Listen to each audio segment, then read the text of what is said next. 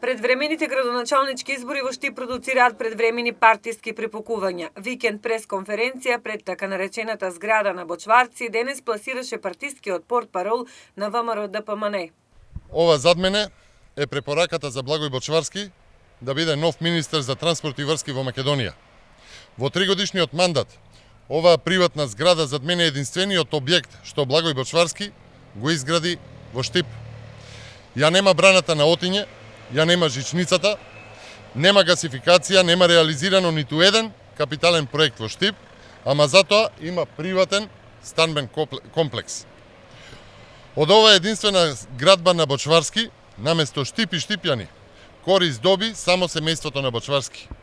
Имено, реализатори на оваа станбена зграда се токму семејните компании на Бочварски.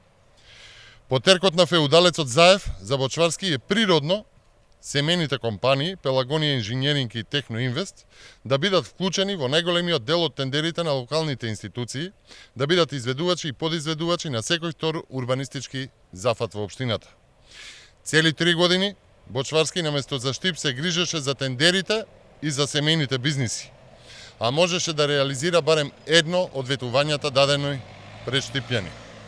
Наместо тоа, на штипјани во сеќавање им ја остава оваа станбена зграда и постерот за изградени 1000 метри асфалт. Почитувани, доаѓа време кога наместо за семејните бизниси, Штип повторно ќе биде во фокусот на локалните власти. Ви благодарам. Прозваниот од опозицијата, актуелен министер за транспорт и врски Благој Бочварски, денес не одговори експресно на опозиционерските констатации и обвинувања. Тој со директорот на јавното претпријатие за државни патишта Зоран Китанов и министерот за здравство Венко Филипче во партиските штипски простории на Општинската организација на Социјалдемократскиот сојуз на Македонија ги сондираа последните селекции за лансирање на градоначалнички кандидат од партијата на власт. По напуштањето на Штип во министерската агенда се најде извршувањето на увид во изградбата на експресниот пат Штип-Радовиш.